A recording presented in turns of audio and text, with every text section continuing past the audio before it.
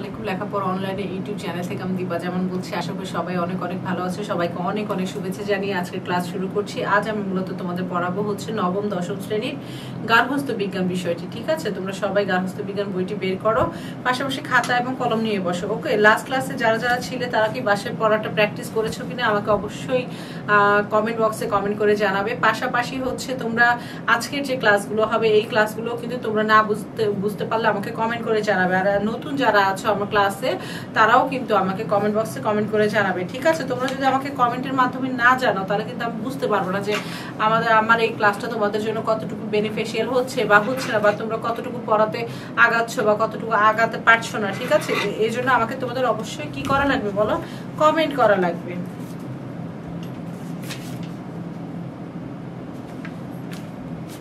আমরা চতুর্থ অধ্যায় পড়ছিলাম, তাই না? চতুর্থ অধ্যায়ের নামটা কি বলতো? গৃহ সম্পদের ব্যবস্থাপনা। চতুর্থ অধ্যায়ের টপিক নেমটা কি বলো? গৃহ সম্পদের ব্যবস্থাপনা। এটার আমরা লাস্ট ক্লাসে পড়েছিলাম পার্ট 2, বাজেট তৈরির নিয়ম, মানে বাজেট কিভাবে করতে হয় সেই নিয়মটা আমরা জেনেছি, তাই না? আজকে আমরা জানবো হচ্ছে পার্ট 3। কত পড়বো আমরা আজকে বলো? পার্ট 3 পড়বো, তাই না? আজকে পার্ট 3 এর যে টপিকটা, এটার নাম হচ্ছে সময় ও শক্তির ব্যবস্থাপনা, সময় তালিকার প্রয়োজনীয়তা ও বিবেচ্য বিষয়। তার মানে কি? সময় ও শক্তির ব্যবস্থাপনা, সময় তালিকার প্রয়োজনীয়তা ও বিবেচ্য বিষয়। আমরা আজকে এটা সম্পর্কে জানবো। ঠিক আছে, আচ্ছা দেখো, পারিবারিক মানবীয় সম্পদগুলোর মধ্যে সময় কিন্তু অত্যন্ত গুরুত্বপূর্ণ সময়। এটা কিন্তু সত্যি, সময়ের থেকে বেশি গুরুত্বপূর্ণ সম্পদ আর কিছু আছে কিনা আমি জানি না, কারণ সবকিছু হারিয়ে গেলে পাওয়া যায় কিন্তু সময় কিন্তু কখনোই আমরা ব্যাক পাবো না। সময় এমনই এক সম্পদ যা কখনোই থেমে থাকে না বা কারোর জন্য কি করে না বলো, অপেক্ষা করে না। সময় সবচেয়ে সীমিত সম্পদ যা কোনো অবস্থাতে কি করা হয় না, বাড়ানো বা কমানো যায় না। সময় কখনো সঞ্চয় করা যায় না, বরং কোনো না কোনো কাজে একে ব্যবহার করতে হয়। সময়কে কোনো না কোনো ভাবে কি করতে হয়, ব্যবহার করতে হয়। যে ব্যক্তি যত বেশি অর্থবহ কর্মসূচি দিয়ে যথাযথভাবে নিজেকে সময়ের সাথে সম্পৃক্ত করতে পারে জীবনে, সেই তত বেশি কি করে, সফলতা অর্জন করতে পারে। সময়কে যথাযথভাবে ব্যবহার করে মানুষ ব্যক্তিগতভাবে সামাজিকভাবে কি করে, গুরুত্বপূর্ণ অবদান রাখতে পারে। তার মানে কি? আমাদের প্রত্যেকের উচিত সময় সৎ ব্যবহার করা। আমরা যদি সময়কে প্রপারলি ইউটিলাইজ করতে পারি তাহলেই কিন্তু আমরা লাইফে কি হবে বলো, সাকসেস হব, তাই না? তো আমরা কি করব, সময়কে এক সেকেন্ডের জন্য ওয়েস্ট করতে দিব না। আমরা প্রত্যেকটা সময়কে খুব সুন্দরভাবে ব্যবহার করে জীবনে অনেক বেশি এগিয়ে যাব। ঠিক আছে, অনেক সফলতা চলে আসবে আমাদের লাইফে ইনশাআল্লাহ।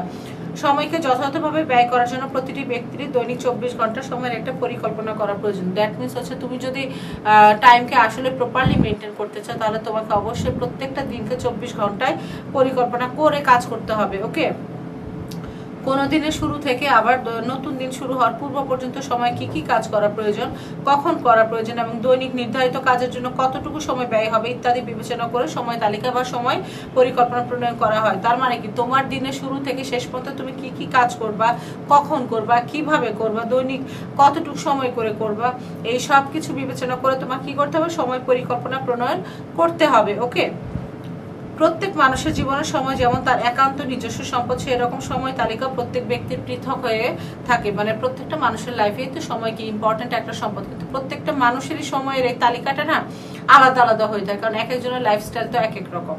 প্রত্যেক ব্যক্তির অভ্যাস, প্রয়োজন, পছন্দ, চাহিদা ইত্যাদির ভিত্তিতে কি করা হয়, সময় তালিকা তৈরি হয়। ওকে, সময় তালিকা প্রয়োজনীয়তাটা দেখো।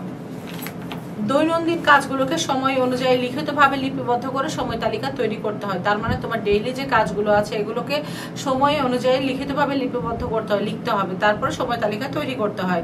তালিকাটি এমন স্থানে রাখতে হবে যাতে সহজে কি হয়, নজরে পড়ে।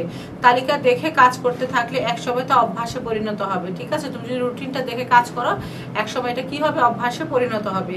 এর ফলে সময় মতো সব কাজ সম্পন্ন করা ভালো অভ্যাস গড়ে ওঠে এবং সময়ের অপচয় করার প্রবণতা কমে যায়।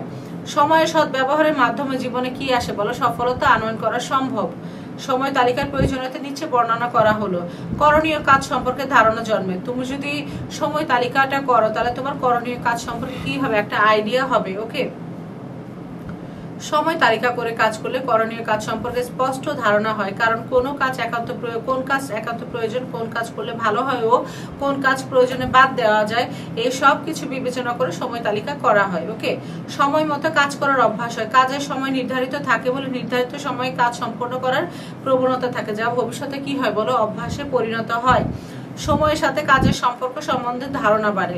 সময় তালিকা করলে কোন কাজগুলোর জন্য সময় অপরিবর্তনীয় এবং কোন কাজগুলোর প্রয়োজনে রদবদল করা যায়, রদবদল মানে হচ্ছে চেঞ্জ করা, পরিবর্তন করা, সেই বিষয়ে ধারণা জন্মে। যেমন ডাক্তারের কাছে যাওয়া, স্কুলে যাওয়া, দুপুরে ধর্মীয় কাজ, এই সময়গুলো ইচ্ছে করে বদলানো যায় না আসলে, তবে ঘুমের সময়, গল্প করার সময় ও পড়ার সময় কিন্তু প্রয়োজনে বদলানো যায়, এটা কিন্তু সত্যি কথা। ওকে, কাজের প্রয়োজনীয় সময় সম্বন্ধে অভিজ্ঞতা হয়। সময় তালিকায় কোন কাজে কতটুকু সময় বরাদ্দ দেওয়া হবে তা নির্দিষ্ট করতে হয়, সুতরাং সে অনুযায়ী কাজ করতে গিয়ে প্রতিটি কাজের প্রয়োজনীয় সময় সম্বন্ধে কি থাকতে হবে, ধারণা সৃষ্টি হয়। অবসর বিনোদন সম্ভব হয়। সময় তালিকায় কাজের সাথে সাথে বিশ্রাম ও অবসর বিনোদনের ব্যবস্থা রাখতে হয়, ফলে অবসর বিনোদন ভোগ করার সুযোগ থাকে, যা ক্লান্তি দূর করে নতুন উদ্দীপনা কি করে কাজ করার প্রেরণা যোগায়। কাজের দক্ষতা ও গতিশীলতা বাড়ে। সময় তালিকা করলে সময় মতো রুটিন মাফিক কাজগুলো কি হয়, সম্পূর্ণ হয়ে যায়, ফলে অভ্যাসের কারণে কাজের দক্ষতা ও গতিশীলতা বাড়ে। সৃজনশীল কাজ করার সময় ও সুযোগ পেয়ে বিভিন্ন রকম কাজের কি হয়, দক্ষতা বৃদ্ধি পায়। তাহলে আমরা কি জানলাম, যে সময় তালিকা করলে যে প্রয়োজনীয় সময় তালিকা করার যে প্রয়োজনীয়তাগুলো আছে সেগুলো জানলাম। 1 নম্বর হচ্ছে তুমি করণীয় কাজ সম্পর্কে তোমার ধারণা জন্মাবে। 2 নম্বর হচ্ছে সময় মতো কাজ করার অভ্যাসটা হবে। 3 নম্বর কি সময়ের সাথে কাজের যে সম্পর্ক, এই সম্পর্ক সম্বন্ধে ধারণা বাড়ে। 4 নম্বর হচ্ছে কাজের প্রয়োজনীয় সময় সম্বন্ধে অভিজ্ঞতা হয়। 5 নম্বর কি অবসর বিনোদন সম্ভব হয়। 6 নম্বর হচ্ছে কাজের দক্ষতা ও গতিশীলতা বাড়ে, কাজের দক্ষতা ও গতিশীলতা বাড়ে। ঠিক আছে, বুঝতে পেরেছো সবাই? এখন আমরা জানবো সময় তালিকার বিবেচ্য বিষয়, মানে সময় তালিকা যে করবা এটা করার জন্য বিবেচ্য যে বিষয়গুলো সেগুলো সম্পর্কে জানবো। দৈনিক করণীয় কাজগুলো ঠিক রাখতে হবে, মানে তুমি ডেইলি যে কাজগুলো করো সেগুলো কিন্তু অবশ্যই ঠিক রাখতে হবে। গুরুত্ব অনুসারে কাজগুলোকে অগ্রাধিকার ভিত্তিতে সাজাতে হবে, মানে তোমার প্রায়োরিটি বেসিসে কাজগুলোকে সাজাতে হবে, যে এই কাজটা বেশি ইম্পর্টেন্ট, এই কাজটা কম ইম্পর্টেন্ট, এইভাবে কাজগুলো সাজাতে হবে। ঠিক আছে, পরিবারের সদস্যদের সাথে আলাপ আলোচনার মাধ্যমে সময় তালিকা করা প্রয়োজন। তোমার ফ্যামিলিতে যে মেম্বারগুলো আছে তাদের সাথে অবশ্যই ডিসকাস করে তোমার এই সময় তালিকা মানে রুটিনটা করা প্রয়োজন। ওকে, কোনো কাজ সুষ্ঠুভাবে সম্পন্ন করার জন্য যতটুকু সময় প্রয়োজন সেভাবে সময় তালিকা প্রণয়ন করতে হবে, মানে যে কাজটা যতটুকু সময় প্রয়োজন ঠিক ওইটুকু সময়ের মধ্যে তোমার সময় তালিকাটা কি করতে হবে বলো, প্রণয়ন করতে হবে। পারিবারিক অবস্থা, সুযোগ সুবিধা, সদস্যদের কাজের অভ্যাস বিবেচনা করে সময় তালিকা করতে হবে। তার মানে কি তোমার পরিবারের যে অবস্থাটা আছে সেটা, সুযোগ সুবিধা এবং সদস্যদের কাজের অভ্যাস বিবেচনা করে সময় তালিকাটা করতে হবে। ঠিক আছে, যে কাজগুলো একসাথে করলে সময় বাঁচে সেভাবে কাজে সমন্বয় করতে পারে। যে কাজগুলো ধরো তুমি একসাথে করলে তোমার সময়টা বেঁচে যাবে, ওই কাজগুলোর সাথে সমন্বয় করতে হবে। পারিবারিক কাজগুলোকে দৈনিক, সাপ্তাহিক, মাসিক হিসেবে ভাগ করতে হয়। পারিবারিক কাজগুলোকে কিভাবে ভাগ করতে হবে বলো, দৈনিক, সাপ্তাহিক, মাসিক হিসেবে ভাগ করতে হবে। যেসব কাজ সাপ্তাহিক বা মাসিক সেগুলোকে দৈনিক সময় তালিকা থেকে কি করতে হবে, পৃথক রাখতে হবে। সময় তালিকায় কাজের সময়, বিশ্রাম, ঘুম ও অবসরের ব্যবস্থা থাকতে হবে। সময় তালিকায় কি থাকতে হবে বলো, কাজের সময় থাকতে হবে, বিশ্রাম থাকতে হবে, ঘুম ও অবসরের ব্যবস্থা থাকতে হবে। কঠিন কাজের পর হালকা কাজ দিতে হবে। তুমি যদি ধরো একটা কঠিন কাজ করলে, কঠিন কাজের পরে তোমাকে হালকা কাজ দিতে হবে, এতে ক্লান্তি দূর হয় এবং পরবর্তী কাজে কি হয়, উৎসাহ পাওয়া যায়। সময় তালিকায় নমনীয় হতে হবে, যাতে প্রয়োজনে কিছুটা কি করা যায় বলো, রদ বদল করা যায়। তাহলে আমরা কয়টা বিবেচ্য বিষয় জানলাম, 1 2 3 4 5 6 7 8 9 10, টোটাল হচ্ছে 10টা বিবেচ্য বিষয় আমরা আজকে জানলাম। সময় তালিকার বিবেচ্য বিষয় কয়টি বলো, 10টি। আমি আবারও বলি, আরেকবার শোনো।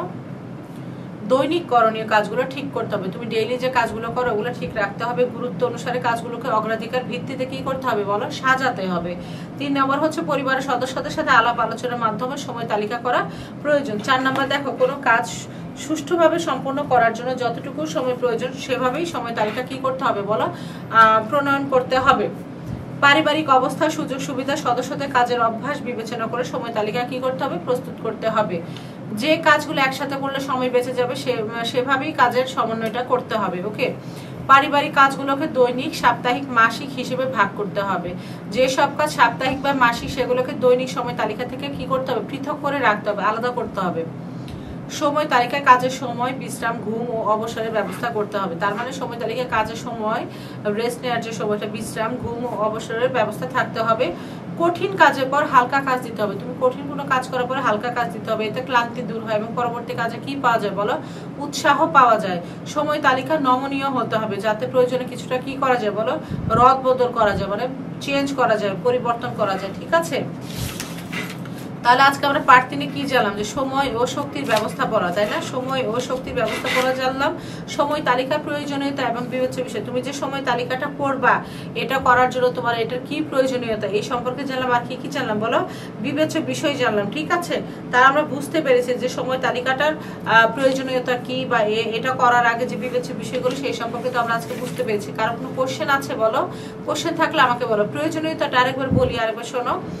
করণীয় কাজ সম্পর্কে ধারণা জন্মে, সময় মতো কাজ করার অভ্যাস হয়, সময়ের সাথে কাজের সম্পর্ক সম্বন্ধে কি হয় বলো, ধারণা বাড়ে, কাজের প্রয়োজনীয় সময় সম্বন্ধে অভিজ্ঞতা হয়, আর কি হয়, অবসর বিনোদন সম্ভব হয়, কাজের দক্ষতা ও গতিশীলতা বাড়ে। ঠিক আছে, তাহলে আজকে পরে এ পর্যন্তই থাকবে। তোমরা যেটা করবে, তোমরা বাসায় এটা খুব ভালোভাবে প্র্যাকটিস করবে, লিখে লিখে প্র্যাকটিস করবে। ঠিক আছে, আর যদি কারো প্র্যাকটিস করতে কোনো প্রবলেম হয়, আমাকে তোমরা অবশ্যই কমেন্ট করে জানাবে। বুঝতে যদি কারো কোনো সমস্যা হয়, তোমরা আমাকে কমেন্টের মাধ্যমে জানাবে। আমাদের লেখাপড়া অনলাইনে যে ইউটিউব চ্যানেলটা আছে, এই চ্যানেলটা তোমরা সাবস্ক্রাইব করবে, বেল বাটনে ক্লিক করবে, লাইক এবং শেয়ার করবে। তোমাদের যত ফ্রেন্ড সার্কেল আছে, রিলেটিভস আছে, সবাইকে বেশি বেশি করে কি করবে বলো, ইনভাইটেশন পাঠাবে। ঠিক আছে, তাহলে ইনশাআল্লাহ আগামী ক্লাসে তোমাদের সাথে আমার অন টাইমে দেখা হচ্ছে। তোমরা সবাই অনেক অনেক ভালো থেকো, সবাইকে অনেক ধন্যবাদ। আল্লাহ হাফেজ।